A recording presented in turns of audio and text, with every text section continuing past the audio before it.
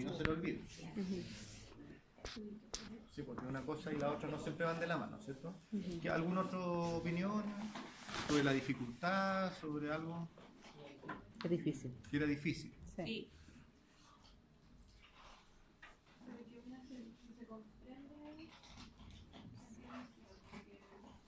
Sí, yo diría que una característica que tiene esta asignatura es que es de entender.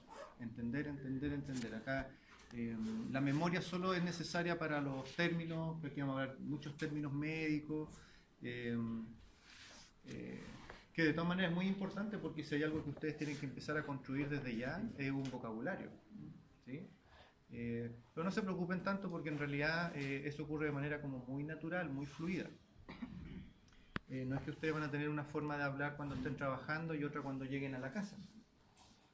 O sea, sin darse cuenta van a estar en el carrete del día sábado y van a hablar términos médicos con los amigos. Oye, hoy tenía una dermatitis en realidad, oye, y se te infectó y tiene material purulento y cosas así.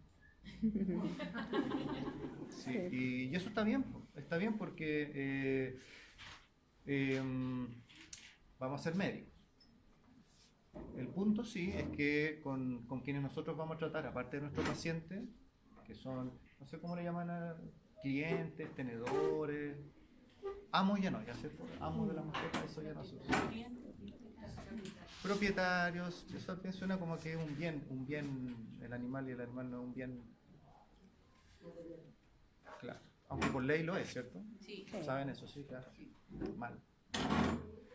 Pero resulta que este propietario, como queramos llamarle, a menos que sea del área médica, no nos va a entender si nosotros le hablamos con un término, con un vocabulario muy técnico. Por lo tanto tenemos que aprender ser bilingües, digamos, explicar con términos médicos y después le colocamos los subtítulos y explicamos de manera más simple para que la persona entienda. Si le hablo del Lindolfo, ¿ya es muy antiguo el Lindolfo? No. Bueno, ¿qué se le criticaba mucho al Lindolfo? Al contrario, como que usaba un vocabulario poco técnico, y como que daba la impresión de que todos los veterinarios hablaban del membrillo, así como, ¿cierto? Sí. Y yo creo que eso está bien. Es un programa para el público general, pero eso no quita que yo hablo en términos técnicos y después explico, ¿sí? Entonces, insisto, vamos a utilizar mucho lenguaje técnico para empezar este vocabulario. Eso también tienen que poner de parte ustedes. Empezar a generar un vocabulario que nos permita no solamente desempeñarnos en el futuro de manera adecuada en el trabajo, sino que empezar a entendernos con nuestros colegas, con nuestros profesores, ya en años más avanzados en las prácticas. Escucho a unos veterinarios que están viendo un caso y hablan, oye, no entendí nada lo que dijeron en realidad. Y solamente temas de empezar a crear un vocabulario. Lo que vamos a hacer mucho es que cada palabra rara que uno escuche tiene un significado. Si uno la desglosa, es que mira, es que hiper significa alto, o neumo significa respiración, o cardio, o taqui, o bradi. Y uno si empieza a conocer esas piezas, después encuentra cualquier palabra rara y le busca las partes y sabe al tiro de qué se trata. Entender, no memorizar. ¿Ya? Porque memorizar, insisto, es útil para muchas cosas, pero en esta asignatura, aparte que memorizar es fome. Y aparte que ahí pasa de que estudio y después se me olvida. ¿Ya? La gracia que tiene la asignatura, ¿saben de qué se trata la asignatura? ¿Ya?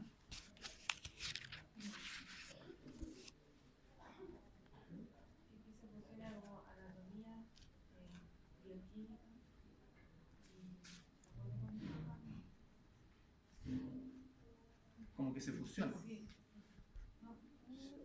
Sí, podría ser en el sentido de que todo lo que hablemos aquí, muchas cosas ya las van a conocer. Nosotros vamos a usar un poco la anatomía porque de lo que trata en esencia la asignatura es aprender el funcionamiento de un organismo. Y ustedes en anatomía ya conocieron la estructura, cómo está formado, cuáles son sus partes, sus características.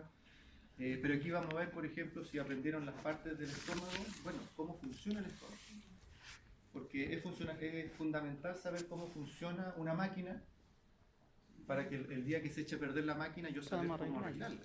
Claro. O tengo que saber cómo funciona normalmente una máquina para saber que si yo miro una máquina sé que esté funcionando mal. Claro. ¿Sí? Ahora, digo máquina en términos simples y podríamos decir que un organismo es como una máquina, ¿sí? Pero que es muy complejo, muy complejo. Extremadamente perfecta en realidad. Y de hecho han escuchado que ¿quiénes se dice que son las personas que están más alejadas de la fe y de la religión? Los científicos. Los científicos. ¿Sí? Porque el científico necesita evidencia, comprobar las cosas. Pero fíjense que los mismos científicos, cuando han llegado a conocer la complejidad y la perfección de un organismo como el ser humano o nuestros animales en realidad, no son nuestros en realidad, pero de los animales que vamos a estudiar, se terminan preguntando, esto no puede haber sido hecho al azar, no, esta cuestión está demasiado bien hecha. Y si ustedes, por ejemplo, buscan información de los científicos más grandes de este siglo, todos creían en Dios, todos creían en algo superior. Pero no vamos a seguir hablando de eso. Pero sí lo que quiero hacerles ver es lo siguiente, que la fisiología es una ciencia, hay gente que dedica toda su vida a la fisiología. Nosotros vamos a tratar de comprender el funcionamiento del organismo dentro hasta cierto nivel que nos permita tener una buena base para las asignaturas que vienen más adelante, como por ejemplo la fisiopatología. Porque nosotros no nos vamos a encargar, no vamos a hablar mucho, de por qué se altera el funcionamiento del organismo. Porque con un semestre vamos a tener tiempo apenas como para saber cómo funciona. Ya van a tener otras asignaturas como la fisiopatología,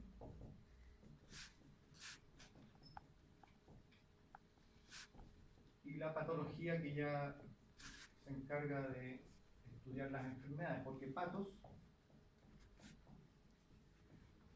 siempre va a significar enfermedad, ¿sí? Por eso agentes patógenos, ¿sí? Los que provocan enfermedades, o la patología. Y en este caso la fisiopatología estudia cómo se comporta el organismo cuando está enfermo. Pero eso lo van a ver después, pero para poder hacer esta asignatura y poder comprender todo lo que les empiecen a hablar, tenemos que tener como base el funcionamiento normal, y nosotros nos vamos a dedicar a eso. ¿Y de qué manera lo vamos a hacer? Yo creo que de manera bastante parecida a lo que a lo mejor hicieron en anatomía, en el sentido de partir con un par de clases bien generales, un poco para que empecemos a soltar las neuronas, de preguntarnos las cosas. Siempre aquí va a haber mucho por qué, y eso ojalá no lo tomen así como un acoso intelectual, podría ser, sino que preguntémonos por qué, pues, a ver, o sea, por qué si ahora empezara a temblar nuestro corazón va a acelerarse. Se asusta. O si me asustan de cualquier manera, mi corazón empieza a latir más fuerte. Y no solo el por qué, sino que el para qué.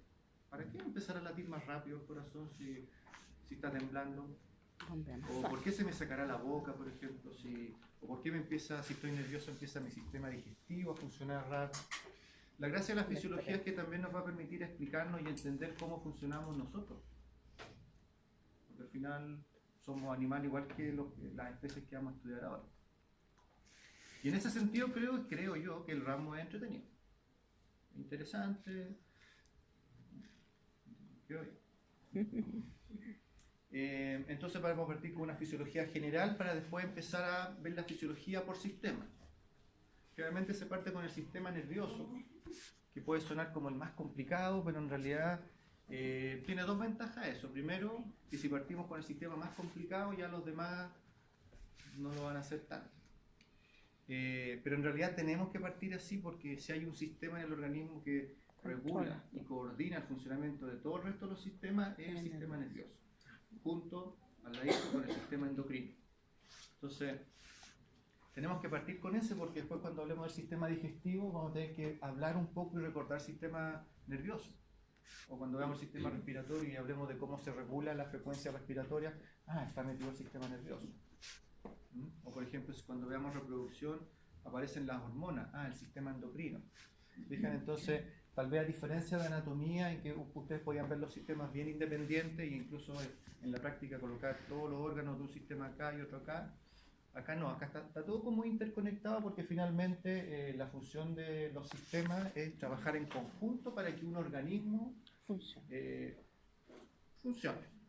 sea exitoso en su vida. ¿Ya? La evaluación es igual que cualquier otra asignatura, 3 cátedras, vamos a tener controles, siempre se van a avisar los controles, ¿ya? Las cátedras tienden a ser más de alternativa, pero también tienen un poco de preguntas de desarrollo, preguntas abiertas y completación de imágenes, porque aquí como esto va a ser mucha imagen, como hay que ver muchos mecanismos de cómo funcionan las cosas, creo yo, para el que es más visual puede ser mucho más fácil aprender con imágenes o responder. Ahí tenemos que ir viendo. ¿Cada uno sabe cómo le es más fácil aprender? ¿Lo tiene claro a esta altura? Sí. En cambio, los controles siempre van a ser de desarrollo. En el fondo, una idea, una pregunta y explíqueme todo lo que sepa respecto a ese tema, porque a mí personalmente las preguntas de alternativa no me gustan. De repente siento que no reflejan lo que realmente saben. En cambio, en el desarrollo pueden explayarse, argumentar, dar ideas, Inventar cosas nuevas. sí, esquematizar. Inventamos cosas nuevas. Sí, por si eso pasa. Ya, son mínimo 4 controles. Si logramos hacer más controles, dejamos los 4 mejores, por ejemplo, puede ser. Ya. Preguntas, consultas. 5. Pero siempre puede ser un poco menos. Eso va a depender de hartas cosas, pero en realidad de que la nota sea, de que alguien se exima con menos nota, más que depender de mí, depende de usted. Ah, mira, un 5.3, pero siempre vino a clase y participaba, ya listo, 5.3. Profe, ¿y el material, el paper, lo va a ir subiendo? Porque ahora no había nada en la página. No, porque como están a nombre de otro profe las cosas, yo no puedo meterme todavía, pero estando ya todo regularizado en apuntes, van a estar los PowerPoint, y si no, al WhatsApp, y si no, me manda mi mail y me dan el mail y aprieto un par de teclas y las cosas se mandan fácil. En ese sentido, no le recomiendo estudiar de los PowerPoint porque traen muy poca información, es más que nada para ir viendo lo que vamos conversando. Ah, ya. ¿Ya? Así que en ese sentido, vengan a clase, pregunten todas las dudas que tengan y no tiene por qué irles mal. Bibliografía, Sí, alguien vi con el programa por ahí. Ahí está la bibliografía, pero... Pero un libro en especial que eso, que usted Sí, trabaje más. sí, el que yo recomendaría más. Borrador, confort, puede ser usado, no importa lo que tenga. Oh, pero un pañuelo. No importa. Ya lo bajamos de repuesto, ya gracias.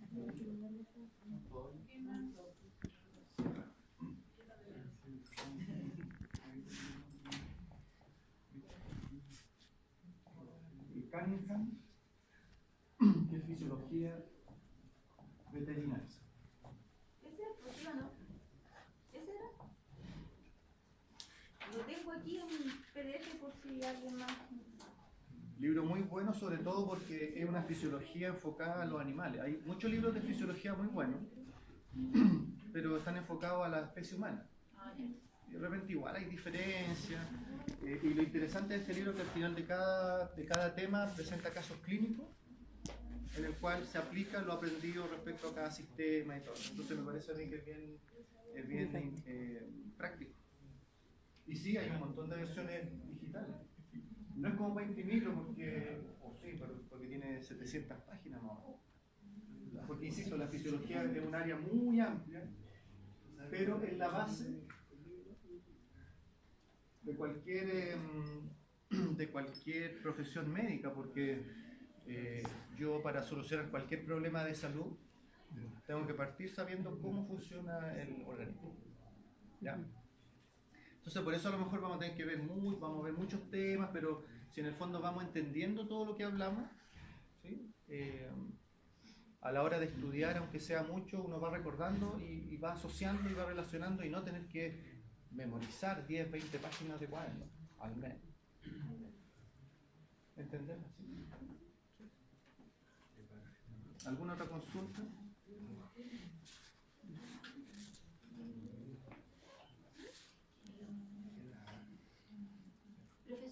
no existiría la posibilidad de laboratorio que tenemos al principio, ponerlo en la última hora, cosa de a lo mejor adelantar esta hora y terminar antes los días que no tenemos laboratorio. A mí me gustaría también, claro. ¿Y el sistema de evaluación de los laboratorios, profesor? Informe entregado por correo, hemos tenido control de entrada, control de salida, ¿cuál es tu manera?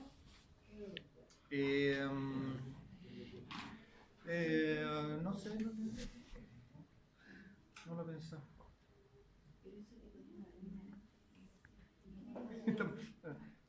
Sí, porque en realidad para partir más tarde, sí.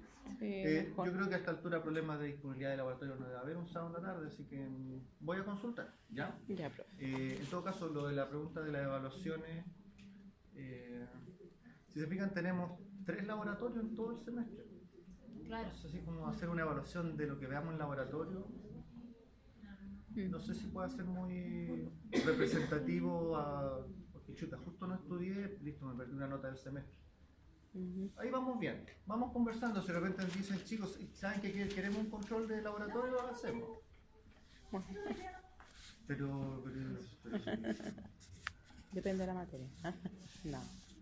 Como usted, más que la materia es... como usted lo decía, nomás, profe. Ya, ahí lo conversamos. ¿Ya? Ahí lo conversamos.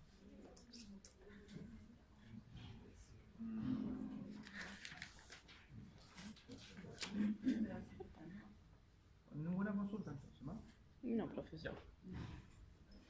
Entonces partamos preguntándonos bueno, ya un poco hablamos de qué se trata la fisiología, pero literalmente la palabra fisiología, sí, claro. Physis significa naturaleza. Entonces la fisiología no es que en realidad signifique el estudio de la naturaleza, sino que significa el estudio del funcionamiento natural del organismo. Natural, normal. Hace que la palabra normal es como tan complicado usarla. Mejor natural. Y logos, bueno, siempre significa conocimiento. Entonces, claro, cuando yo entiendo cómo funciona un organismo, puedo entender entonces qué mecanismos pueden fallar para que aparezca una enfermedad.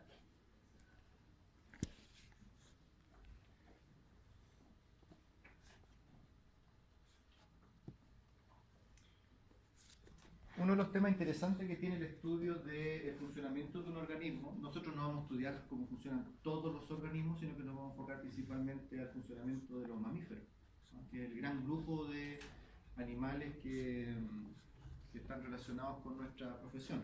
El resto de aves, peces que tienen que ver también, pero tiene diferencias menores que al que le interese después dedicarse a ese tipo de especies, teniendo esta base, el resto lo puede comprender sin problema. Entonces nosotros, la característica que tenemos como seres vivos es que, a pesar de que vivimos insertos en un medio ambiente que puede variar en temperatura, humedad, clima, etc., nosotros seguimos manteniendo un ambiente también, pero un ambiente interno, que es relativamente constante en su funcionamiento y que es totalmente independiente al medio ambiente externo. Por ejemplo, hoy día en la mañana hacía frío, ¿sí? ¿Ustedes están de la mañana acá o no? Sí. Pero no me peguen, ¿sí? No tengo la culpa. Sí, yo también. Y en la mañana hacía mucho frío, yo creo que la temperatura estaba en unos 3 grados, 4 grados, pongámosle, inventemos. Sin embargo, si en ese minuto ustedes se toman su temperatura corporal, ¿cuánto marcaría? 36, 37. 36, Claro. Si marca 37, le vamos a meter una aspirina. En realidad nuestra temperatura promedio es de 36 grados. Y siempre hablamos, ¿cierto?, de promedios, de rangos. Lo primero que nos dicen es que la biología no hay nada exacto, que todo es variable. Pero en términos de lo que estamos estudiando ahora, tiene que ver porque para mantener una temperatura corporal, por ejemplo, hay una serie de mecanismos que se están desencadenando constantemente. En este minuto están funcionando. Que hacen de que nuestra temperatura corporal vaya del 36.1, 36.2 y de repente baje al 35.9, 36, 36, y en eso nos llevamos todo el tiempo. Por eso cuando a uno le preguntan cuál es la temperatura corporal, uno nunca debe decir 36 grados. No, aproximadamente 35,8, 36,1, 2, siempre vamos a hablar de rangos. Ustedes manejan el concepto de constantes fisiológicas. ¿Para qué sirven esas constantes? Para entender el estado del animal en este caso, si está alterado o normal. O sea, por ejemplo, medir frecuencia respiratoria, frecuencia cardíaca, nivel de recepción a nivel nervioso. Ya. Temperatura corporal, ¿qué otras constantes fisiológicas conocen? Pulso, ya. Frecuencia Presión respiratoria. sanguínea, sí. Frecuencia respiratoria. Frecuencia respiratoria, sí. ¿Cuál otro? Cardíaca. El color. Tiempo lleno capilar. Ah, ya, tiempo llena capilar, pero el de la piel, ¿a cuál se refiere? Color de la mucosa. Color de Ya, nivel de hidratación de un individuo que se puede medir a través del pliegue cutáneo. Eso. Sí, la hidratación. ¿Por qué será tan importante evaluar el nivel de hidratación de un individuo? La célula, expláyese. La célula igual tiene un gran porcentaje de agua. ¿Cuánto más o menos? Nuevamente, no es un número exacto, ¿cierto? Pero aproximadamente. ¿De qué nos movemos? 80, Nos pasamos un poquito. 70. Pero está como entre 70, 65, 2/3 más o menos. Y no solo las células. Un individuo es prácticamente 2/3 de agua, por lo tanto será importante saber el nivel de hidratación de un individuo. Por supuesto. Así que exacto, eso ya, nivel de hidratación, por ahí dijeron tiempo de higiene capilar, ¿sí? Color de mucosa, más que una constante fisiológica, es parte de un examen clínico, pero igual nos dice, nos da información, porque va muy de la mano con el tiempo de higiene capilar. Por ahí dijeron medición de reflejos nerviosos, ¿sí? Sí. Ya. Ahí ya la palabra fisiología ya la habían usado alguna vez entonces. Entonces las constantes fisiológicas son constantes, son valores constantes que muestran el funcionamiento normal del organismo, que es la fisiología. Y por lo tanto, una señal para saber si este medio interno se está desequilibrando de alguna manera es detectando desequilibrios en estas constantes fisiológicas. Por eso siempre son la parte inicial del examen de cualquier individuo. Partir midiendo, claramente no se miden todas las que ustedes nombraron, pero sí temperatura corporal. ¿Cómo medimos la temperatura corporal? Termómetro. Termómetro. ¿Ya? ¿Por cuál vía se administra el termómetro? No se administra. El animal es rectal. ¿Rectal y? Axilar o bucal o por el oído también. Sí, bueno, sí. Sí, todo bien. Uno ve pero los animales en general vía rectal. Colocarle en la axila al perro es como más difícil. Ahora, claro, hay termómetros estos pediátricos digitales. Un segundo y no estaré ahí hasta que suene el En termómetro. el estómago también toman con uno que es con infrarrojo. Yo he visto aquí. Sí, bueno, en Yo la tengo sección anterior me mostraban estaban como con un teléfono, así que tiraba un infrarrojo y daba la temperatura del cuerpo. El reloj, sí. Incluso uno ve, los gringos usan mucho eso de colocar el termómetro en la boca. Muchos lo hayan lavado antes también. Pero en general la temperatura rectal es como la más confiable, ¿sí? La que refleja de mejor manera la temperatura de un individuo. La frecuencia cardíaca, ¿cómo la evaluamos? ¿Qué cambia forma?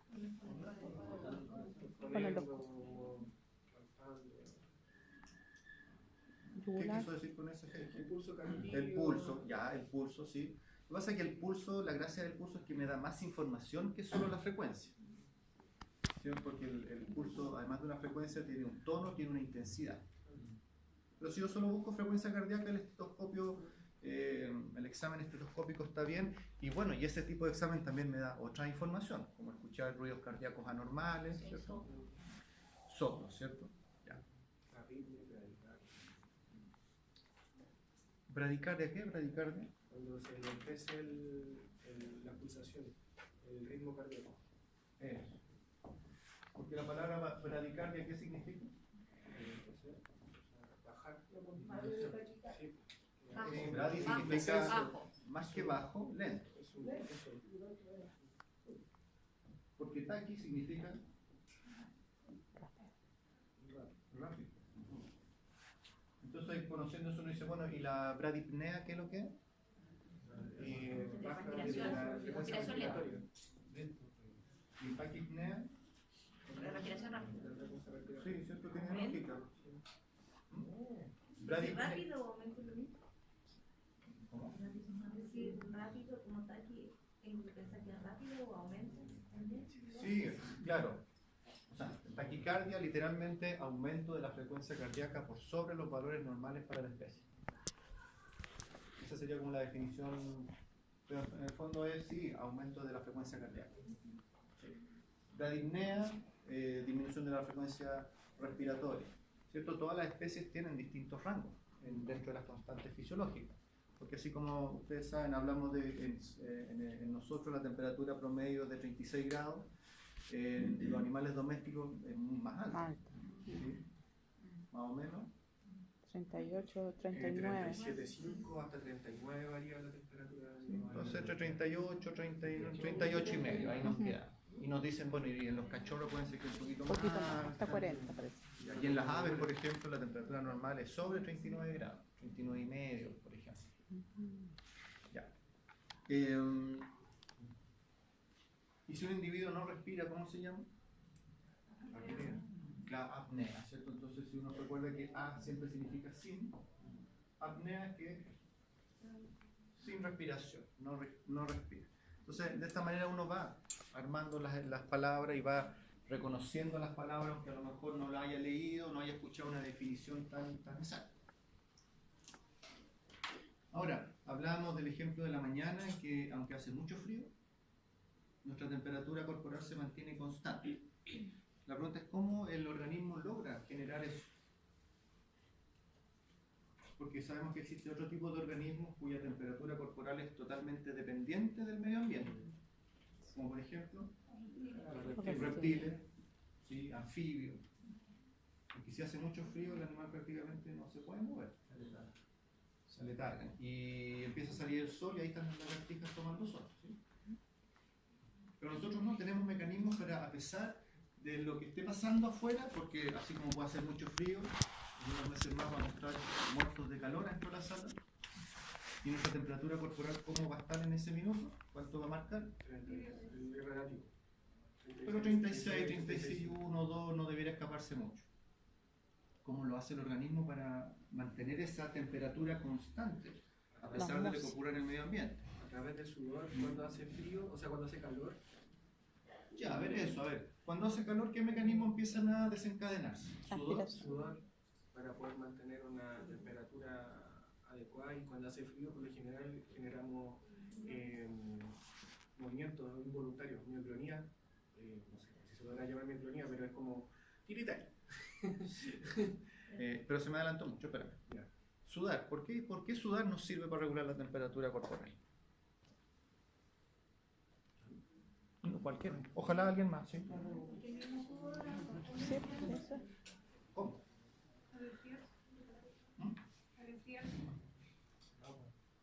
¿Por qué el sudor enfría? ¿Usted dice al enfriarse el sudor? Claro, puede ser, ¿no? Se elimina líquido. Sí. ¿Y por qué eliminar líquido podría regular la temperatura corporal? Porque todos tenemos claro que sudando, o sea que cuando hace calor sudamos. No sé si tenemos tan claro, no sé si uno tiene tan claro que el sudar es una manera de termorregular, porque en realidad uno suda y sigue haciendo calor y sigue sudando y uno no se siente fresquito después que suda, pues sigue como con calor igual. Recuerden que el mayor termorregulador que tiene el organismo es el agua, ¿cierto? Porque el agua es un importante conductor de temperatura. Por lo tanto, lo que estoy haciendo al sudar es eliminar agua con exceso de calor. Y ese calor es el que yo voy eliminando, ¿sí? ¿Todos los animales sudan?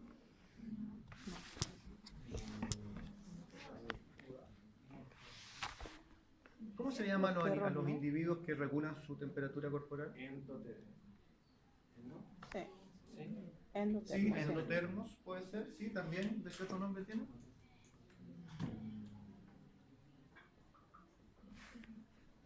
¿Cómo?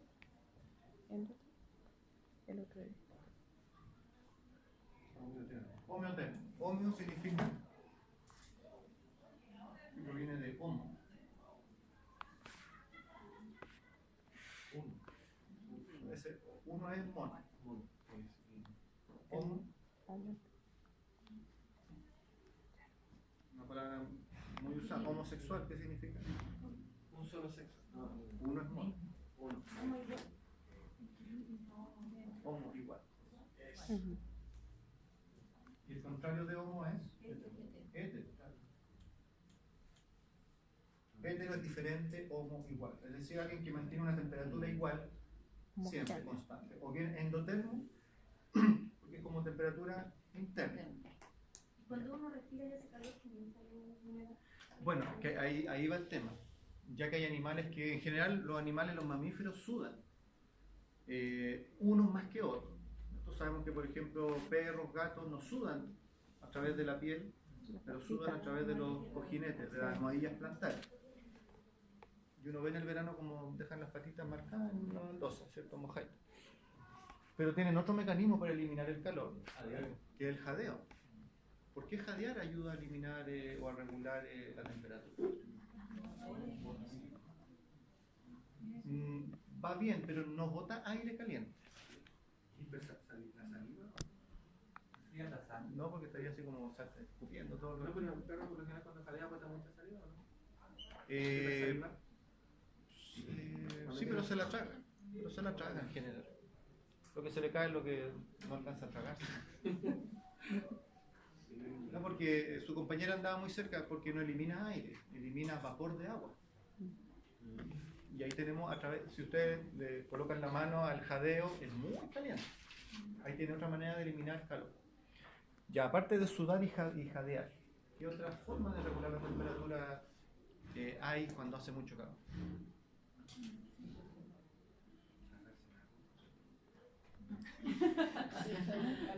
Tomar agüita. En realidad como que eso pareciera que pudiera funcionar y no funciona, ¿no?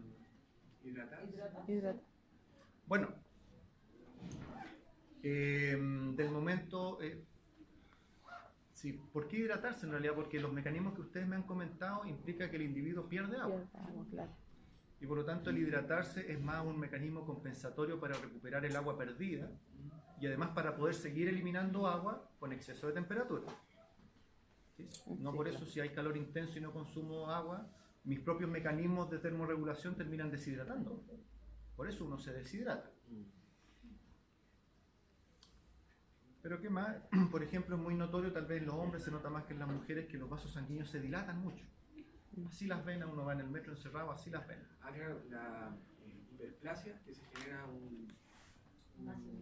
Sí, vasodilatación. eso, se dilata el tejido. Se dilatan los vasos sanguíneos. Por eso es vasodilatación. ¿Por qué la vasodilatación ayudará a regular la temperatura corporal? Porque se abren los poros. Es que lo de los poros tiene más que ver con la sudoración. ¿Por qué que los vasos sanguíneos se dilaten ayudará a regular la temperatura corporal? Eliminan agua. Ojo, buen punto. Hay una vasodilatación, pero solo de los vasos sanguíneos periféricos, no de todos los vasos sanguíneos. Ya, buen punto. Y eso va a hacer que se transporte más Nos enseñaron de que el endotelio, donde están los vasos sanguíneos, se pueden abrir más, se vasodilata y puede haber más transporte de agua y así lograr una recuperación. Ya, entiendo a lo que se refiere, pero si efectivamente se dilatara el endotelio y los poros endoteliales aumentaban de tamaño, más que eliminar calor, empezaríamos a perder agua de los vasos sanguíneos y estaríamos hinchados. No tiene nada que ver con el tema del traspaso de agua hacia los ganglios linfáticos, hacia la linfa y de la linfa lunar, ¿no? No, porque como este mecanismo solo ocurre en los vasos superficiales, Ah, ya, perfecto. en realidad tiene que ver con lo siguiente, se trata de pérdida de calor por convección. Convección. Se dan cuenta que algo que en realidad es muy obvio. Por ejemplo, hay estufas que funcionan con este mecanismo. Las estufas convectoras es que se calienta el panel, ¿sí? Se empieza a calentar este panel, y como este panel, el aire que toma contacto con el panel se empieza a calentar, ¿cierto? Y por lo tanto empieza a calentar todo el aire y el aire que se calienta se va moviendo, y como empuja el aire frío se va calentando, y de esa manera el calor que emana esta superficie va pasando al medio ambiente, porque claramente el medio ambiente está más frío que la superficie que se está calentando. En nuestro caso, esta estufa es nuestro vaso sanguíneo. Ustedes recién lo dijeron, ¿qué porcentaje de agua tiene la sangre? 60, 70%.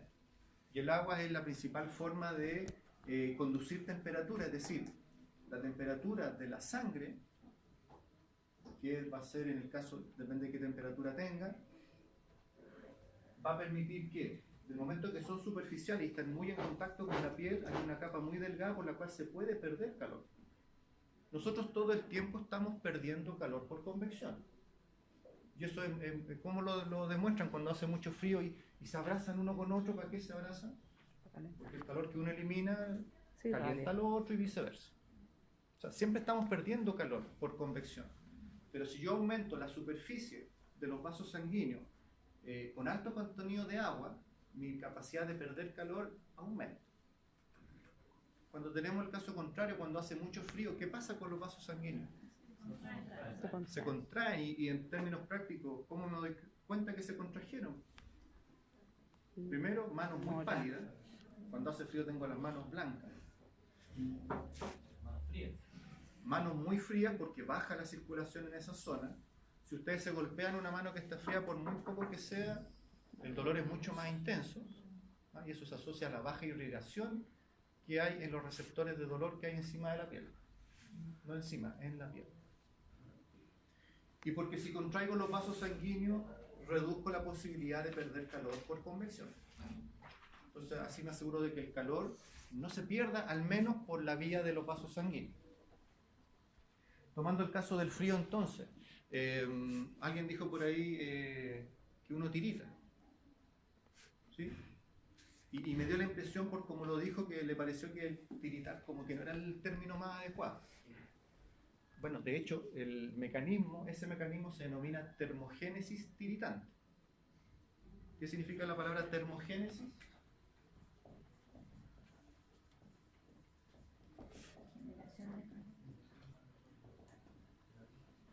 Generación, sí, generación de temperatura, pero en este caso generación de calor. Génesis siempre significa producir, formar, generar, crear. ¿Y cómo tiritar va a ayudar a que mi temperatura corporal aumente? ¿Por qué tiritar ayudaría? Porque genera mayor contracción muscular. Ya. Al generar mayor contracción muscular, genera aumento de la frecuencia cardíaca, le llega más sangre a nuestra extremidad, y eso provoca mayor calor. ¿Ha tiritado de frío? ¿Y su corazón está acelerado?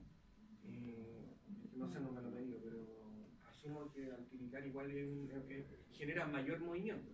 Y yo, para poder moverme, necesito sangre y oxígeno para moverme. Yo pensé que Ya. era por... A ver. Ay, yo pensé que era como para sacar a papel, para generar el ácido láctico, o sea, generar energía. Ya. Porque necesitamos energía para producir calor.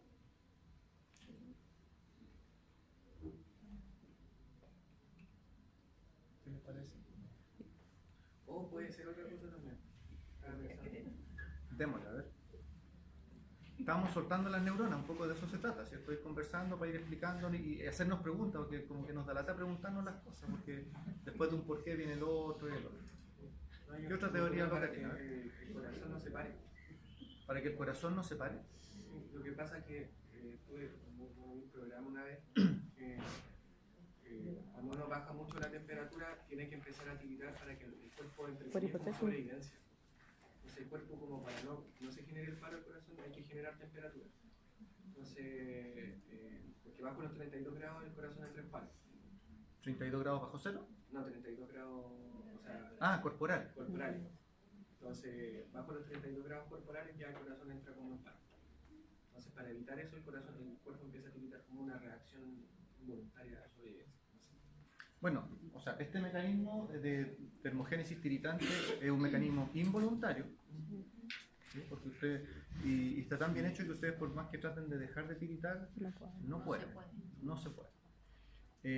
En realidad, lo único que logra esta termogénesis tiritante, lo que logra este tiritar de los músculos, que ojo, que no son contracciones musculares. ¿Por qué? Porque si el músculo se contrajera, gastaría energía. Claro. Y yo lo único que necesito son pequeños movimientos que generen calor, ATP, y que se convierta en calor. Y por lo tanto lo que se logra es precisamente un aumento de temperatura corporal, pero que no es muy alto. Lo que pasa, porque uno después al rato deja de tiritar. Pero lo que ocurre, y lo vamos a ver la termorregulación, junto con el tiritar, que es como el mecanismo inicial, se genera otro mecanismo que a través del sistema nervioso comienza a estimular al tejido adiposo para formar energía, ¿sí? Para generar calor. Porque vamos a ver de que existe el tejido adiposo, uno tiende a pensar de que solamente son células llenas de grasa y como que, bueno, que estéticamente son un problema, pero que en términos de la naturaleza lo mejor que le puede pasar a un individuo es tener altas reservas de tejido adiposo, ¿sí? Tenemos claro eso. Pero el tejido adiposo, hay dos tipos de tejido adiposo. Hay un tejido adiposo amarillo y pardo. El amarillo, reservas de lípido, de grasa. Y el pardo, Parece que el pardo solamente lo tenemos cuando somos guaguas. Bueno. O los animales que hibernan también tienen. Sí. Las tortugas tienen, los animales Los- que hibernan. Los osos. Sí. Si no enseñaron, no por la historia. ya, pero Era reserva energética. Claro. eso quería escuchar. ¿Cómo? Exacto, son tejidos ricos en mitocondria y por lo tanto tienen gran capacidad de producir energía y por lo tanto calor. ¿Sí? No, todos seguimos manteniendo temperatura, tejido adiposo pardo. Lo que pasa es que la proporción entre tejido amarillo y pardo es mucho mayor del pardo cuando se es joven, los neonatos especialmente, pero a medida que vamos pasando al final nos quedamos con un alto porcentaje de adiposo amarillo, pero un pequeño porcentaje de tejido pardo, ¿sí? Igual, ya. Sí. Ya, entonces, como este mecanismo por detrás de los tiritones empieza a generar calor, ya cuando la temperatura alcanza cierto nivel, el tiritón disminuye. El tiritón. Como el tiritón. Ahora, todos estos mecanismos que hemos hablado del sudor, de la vasodilatación en el calor, o la termogénesis y la vasoconstricción cuando hace frío, tienen mucha lógica, ¿sí? ¿Se entiende el por qué son así? La pregunta es cómo el organismo sabe que tiene que hacer que en ocasiones tirite los músculos o que en otras ocasiones las glándulas sudoríparas empiecen a funcionar más de lo normal. ¿Cómo sabe eso? El termostato del...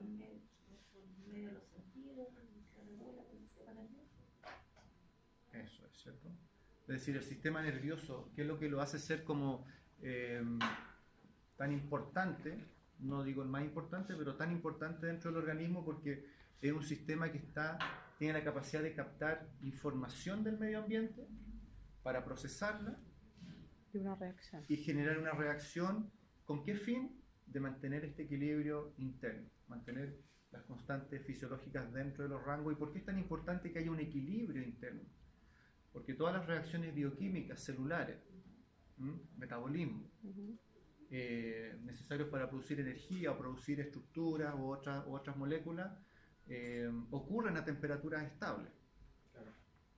Por lo tanto, cualquier baja de temperatura, mi metabolismo baja, como mencionaba su compañero, y entre otras cosas el corazón deja, yo creo que antes se puede perder la conciencia, incluso el sistema nervioso, antes de que el corazón se detenga, o un exceso de temperatura, una fiebre muy alta, por ejemplo, también. Por lo tanto, este equilibrio es importante para mantener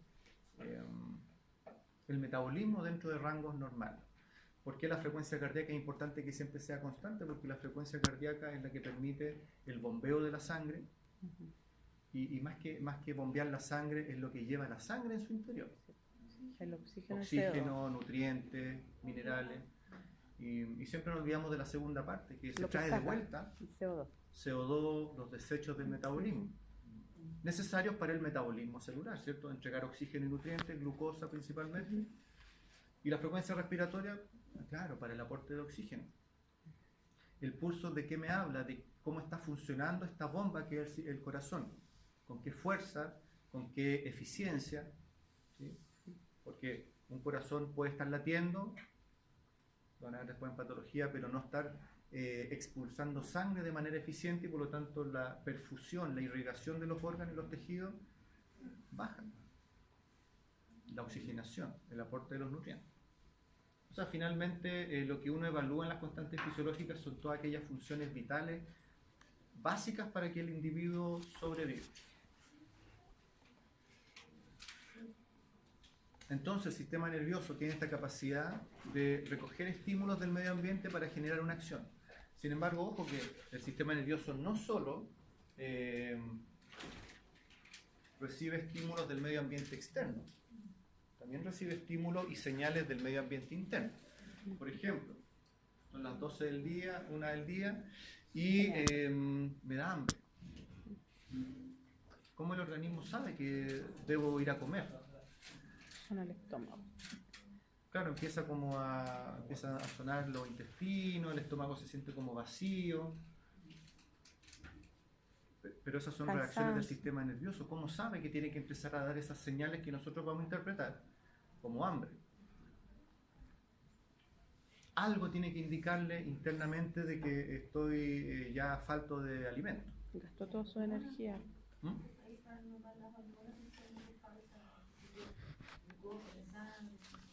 Bueno, una de las principales señales, así como existen receptores de frío y calor en la piel, a nivel de los vasos sanguíneos existen receptores que miden glucosa, ¿sí? Así como a propósito del vocabulario, nosotros no tenemos azúcar en la sangre, ¿cierto? No. Glucosa, ¿cierto? Y los niveles de glucosa en la sangre se denominan Glicemia. glicemia. Y cuando la glicemia está alta, hiperglicemia, y si está baja, hipoglicemia. Y de repente hasta les da por poner nombre cuando está normal. ¿Cómo se dice cuando la glicemia está normal? Invéntele el nombre. Normoglicemia. Sí, no sé, pero Está bien. Entonces, claro, tenemos receptores en los vasos sanguíneos principalmente. Esto lo vamos a ver más adelante. Ahora estamos solo conversando y soltando las neuronas, ¿cierto? Estos receptores están principalmente en las arterias, principalmente a la salida del corazón, en la aorta. Así que le llaman el callado aórtico. ¿Sí? Y en los senos carotídeos, la típica frase, callado aórtico, senos carotídeos, ¿dónde diablos queda eso? No sé, pero ahí están los receptores. Eso está acá a la salida del corazón. Entonces, se detectan bajos niveles de glucosa, hipoglicemia, inmediatamente se manda la señal al hipotálamo, donde está el centro del apetito, el cual comienza a enviar señales al sistema digestivo para que los intestinos se empiecen a mover más de lo normal, aumenta la motilidad intestinal, que para nosotros, ¿qué significa? Que nos están sonando las tripas. Empieza también a contraerse la musculatura del estómago, que a nosotros nos genera como un vacío así raro, o sea, hay que llenar el estómago. Y ahí viene el apetito. Ahora, la pregunta es cómo sabe el organismo que tiene que dejar de comer. Y ahí Ahí está malo. es verdad, eso es más complicado. Y cuando veamos el control del apetito vamos a conversar que el gran problema del regular el apetito es que hay muchos mecanismos voluntarios que pueden bloquear los reflejos involuntarios del apetito. O sea, uno puede comer, por eso existe esa frase que dice que el ser humano es el único animal que come cuando no tiene hambre, bebe cuando no tiene sed y habla cuando no tiene nada que decir. Así nomás. ¿Cómo sabe el organismo, que tiene que dejar de comer? La saciedad. Está el reflejo de la saciedad. Pero ¿cómo sabe el organismo? Yo lo tengo disminuido, claro. Pero ¿cómo sabe el organismo que tiene que generar el reflejo de la saciedad? O sea, hacer que nos sintamos satisfechos. Porque existen receptores de presión en las paredes del estómago. Cuando el estómago se empieza a distender, porque se supone que se está llenando de alimento, empieza a generar presión sobre estos receptores, lo cual envían una señal del sistema nervioso central al centro de la saciedad, que está al lado del apetito, y eso genera una sensación en que ya no deseamos seguir comiendo. El problema de eso es que desde el momento que el estómago se llena hasta que se gatilla ese reflejo, pasan 20 a 30 minutos en el que uno sigue poniéndole, comiendo. Por eso hay que comer lento. Por eso hay que comer lento. Sí, lo que pasa es que Hay que comer lento, sí. por eso hay tantos factores que influyen en el apetito, desde factores nerviosos, psicológicos, Masticar bien. el comer rápido. Uno traga mucho aire cuando come muy rápido, por lo tanto ese estómago que está distendido tiene la mitad alimento y la mitad aire. ¿O por qué no hay que tomar tantos líquidos cuando almorzamos? Porque se nos llena el estómago de líquido y el estómago se distiende, se nos quita el apetito. Pero después tenía hambre, ¿no? Me acuerdo que en el colegio, cuando uno no lleva plata para la colación, ¿cuál era la técnica para que...? Tomar agua. Claro, enguatarte con agua y se te quita el hambre. Sí. Ahora, si ustedes se fijan, cuando se siente hambre, y justo entramos a clase, así que va a pasar 1 hora y media antes de poder comer algo, de repente termina la hora y ya el hambre se fue. Y no comí nada. Pero las hormonas entraron ahí. Pero es porque hay otro mecanismo, porque sabiamente el organismo no se queda de brazos cruzados esperando que alguien pueda comer, sino que echa mano a otros mecanismos para obtener energía. Claro, como nuestro principal combustible celular es la glucosa, afortunadamente tenemos reservas de glucosa en el hígado en forma de glucógeno. ¿Diferencia entre glucógeno y glucosa? Son carbohidratos ambos, sí. Pero ¿cuál es la diferencia entre glucógeno y glucosa? Es que la glucosa se guarda como glucógeno para la reserva en el hígado. Sí. Entonces la glucosa cuando entra al hígado cambia de nombre, ¿eso es todo? No. Lo que pasa es que cuando entra la glucosa se absorbe dependiendo de los requerimientos de nosotros, ¿cierto? De lo que estamos necesitando en el momento. Sí. Y el exceso de glucosa es el que, como dice muy bien, como que en el hígado se vuelve nuevamente y se transforma en glucógeno. O sea, si se transforman es porque no son lo mismo. Y ahí vuelvo a mi pregunta, ¿cuál es la diferencia? ¿O son lo mismo? Y ojo que lo que no se almacena como glucógeno va a grasa. Se va al tejido adiposo. Les cuento. O sea. En bioquímica vimos que la molécula no era exactamente igual, porque fueron llamadas las enzimas que lo hacían convertirse en glucosa cuando Sí, recuerden que la glucosa dentro de los carbohidratos, ¿qué tipo de carbohidrato es?